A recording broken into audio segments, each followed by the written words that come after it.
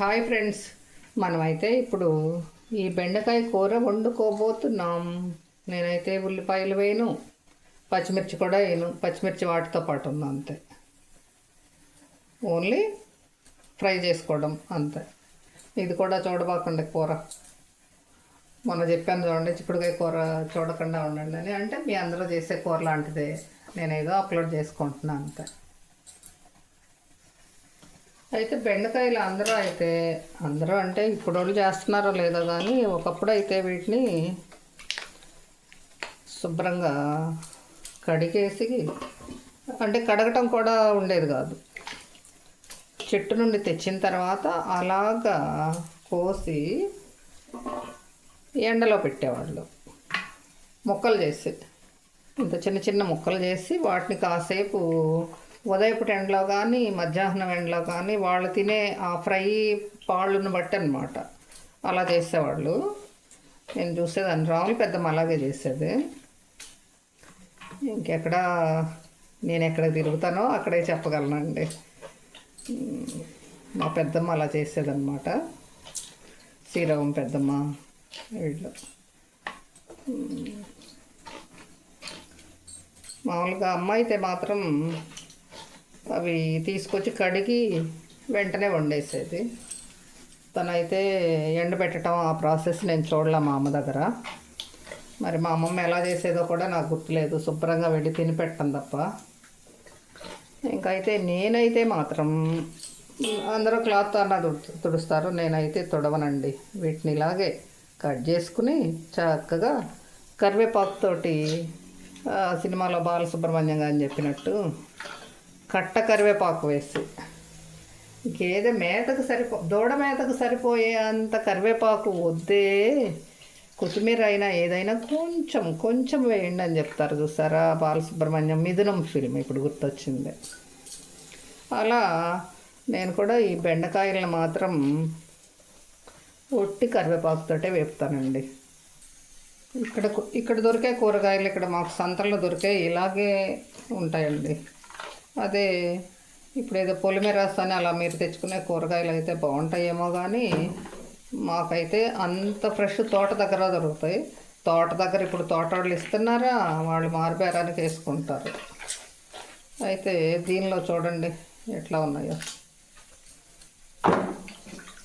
ఇంకా ఈ మురికి నీళ్ళు కూడా ఇప్పటికి 2 సార్లు కడిగాము. ఇంకా ఇప్పుడు ఇంకొకసారి కడిగితే హ్యాపీ. కూర వండటం చూపిస్తానని నేను కడిగే ప్రాసెస్ చూపిస్తున్నాను అనుకుంటున్నారా? లేదండి, వండటం కూడా చూపిస్తాను కానీ కడగటం అంత ప్రముఖంగా సంతరించుకుని ఉంది. కూర రుచి రావాలంటే దీనిలో అంత ఇసుక వచ్చింది కడిగిన తర్వాత. ఇందాక మీకు చూపించి ఉండాల్సింది, మరి అంతే కదా. ఇప్పుడు ఇంకా ఆఖరిసారి కాబట్టి ఇంకా ఇలా జాడించేసేయచ్చు.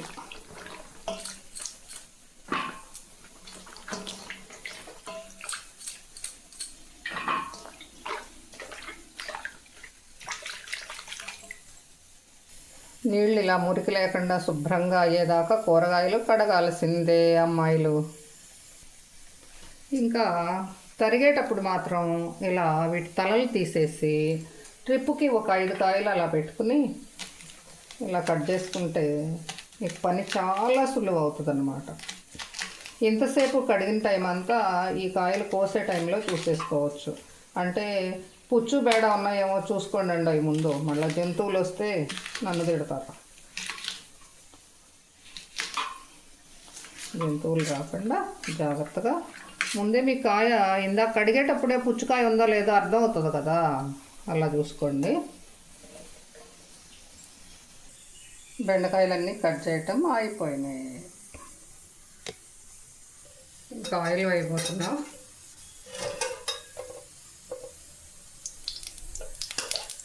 ఈ బెండకాయలో కూడా కొంచెం ఆయిల్ బాగానే పడుతుందండి.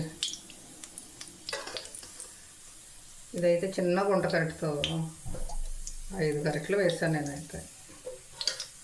గరిటె చాలా చిన్న గుంట గరిట. ఇంకా వేసవి కూడా వచ్చేసింది, వంటలు చేయటం చాలా కష్టం.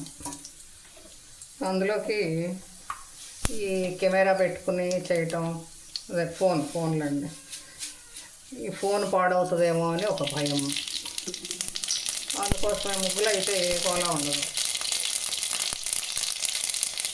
మినపప్పు, జీలకర్ర, ఆవాలు వేస్తాం.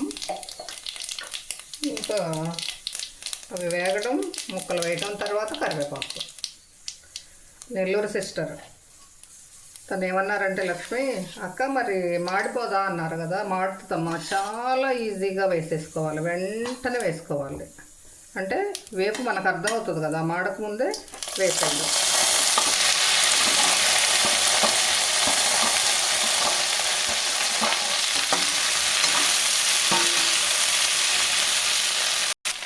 భవానీ కుసుమక్క బిజీ అయ్యారు. ఇప్పుడు వనజ కూడా వీడియోలు చూస్తుంది. వనజ ఛానల్ పేరేంటో తర్వాత రేపు వీడియోలో చెప్తాను. అయితే ఇంకో ఛానల్ మన బుజ్జి వాళ్ళ అమ్మాయి చిలిపి కన్నయ్య, ఆ ఛానల్. వనజ, నీ ఛానల్ పేరు వనజ అనితనా, వనజ అనిజిత్ అనో చదివినట్టు గుర్తురా? ఓకే, ఇంకా ఒకసారి నువ్వు ఇలా కామెంట్ పెట్టినప్పుడు చూస్తారులే. నా చిక్కుడుకాయ కూర కింద ఉంది నెల్లూరు సిస్టర్, చూడండి రా. వీళ్ళిద్దరివి కూడా ఆల్రెడీ చిలిపి కన్నయ్య తను చేసేసుకున్నట్టుంది. తన పేరు రాజనాగవర్ధిని, కానీ ఛానల్ పేరు అయితే చిలిపి కన్నయ్య అని వస్తుంది.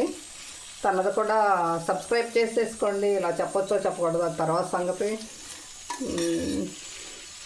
నేను మామూలుగా చెప్పేస్తున్నాను అంతే.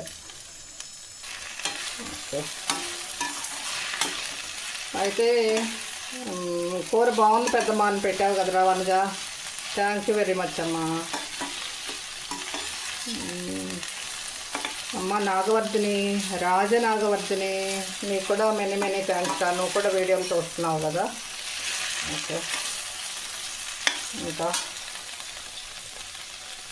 మా అనూష, రాంబాబు, అనూష, ఇంద్రజ కాదు, నేను చూసారా అనిత, నిన్న ఇంద్రకుమార్తో పాటు ఇంద్రజ అనేసాను రా, సారీ మా. అందులోకి మా పండ్లు మాట్లాడితే ఇంద్రజ అని నా మైండ్ పోగొట్టేస్తాడు వాడు. అలివేలి మంగ, లక్ష్మక్క, గుణకుమారి అక్క, వైదేవ్ అక్క, మీ అందరూ వీడియో ఫుల్గా చూడండి, కొంచెం చూడొద్దు. వీలైతే హైప్ కూడా ఇవ్వండి. వీలైతే ఉంది కంపల్సరీగా హైప్ పాయింట్స్ ఇచ్చేయండి. ఇంకా మన చెట్టు వేస్ట్ అయిపోతున్నాం. కరివేపాకు కాదు వేసేది, కరివేపాకు చెట్టే వేసేస్తాము కదా.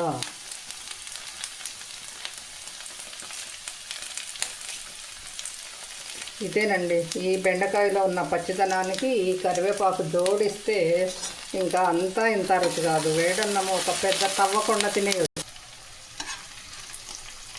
బెండకాయ కూరకి అన్ని స్పూన్లు వేసినా చాలేదమ్మా. మధ్యలో మళ్ళీ ఒక స్పూన్ వేసాను, అప్పుడైతేనే మాడకుండా వచ్చింది. కాచిన నూనె అయితే ఇలా ఈ గిన్నెలో పెట్టి ఉంచా, వేడిది పనికిరాదు కదా ప్లాస్టిక్లో పెట్టడానికి. అందుకోసం దీనిలో పెట్టి ఇది ఈ రైస్ కుక్కర్ గిన్నె గాడ్గా పెట్టా. ఇది కూడా ఒక టిప్పు అంతే. అనూష అవునా కాదా చెప్పరా? ఇది కూడా ఒక టిప్పే కదా.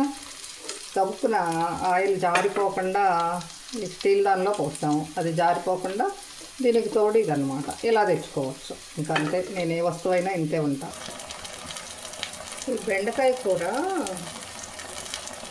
ఎండలో పడేసి ఎండినట్టు ఉండకుండా బాగుండాలంటే దీనిలో కొంచెం ఒక అర గ్లాస్ కన్నా తక్కువ వాటర్ వేస్తాను. వేగిన తర్వాత వేసాను. ఇప్పుడు కారం వేయడం, ఇంకా పూర్తిగా అంటెగనిస్తే బెండకాయ వేపుడు కాకుండా ఇది ఇగురవుతుంది అన్నమాట. ఇదైతే మన సొంత ప్రయోగం, మీరైతే తిట్టుకోవద్దు. మంచి వేపుడులో ఎందుకు నీళ్ళు పోసావని, ఏంటంటే కొంచెం పోసా, అన్ని వాటర్ పోసా. అంటే ఏముందిలే, కొంచెమే ఉందిలే, ఒక 50 గ్రామ్స్ పోసాను, అరగిద్ద నీళ్ళు పోసానండి, మీకు అర్థం అవ్వాలంటే. ఇదంతా ఇప్పుడు డీప్గా ఎగిరిపోయిన తర్వాత తీసుకుంటే కూర ఎండిపోయినట్టు లేకుండా లేత బెండకాయలానే ఉంటుంది. లేత బెండకాయలతో కూర చాలా బాగుంటుంది కదా, అలాంటి టేస్ట్ సంతరించుకుంటుందండి.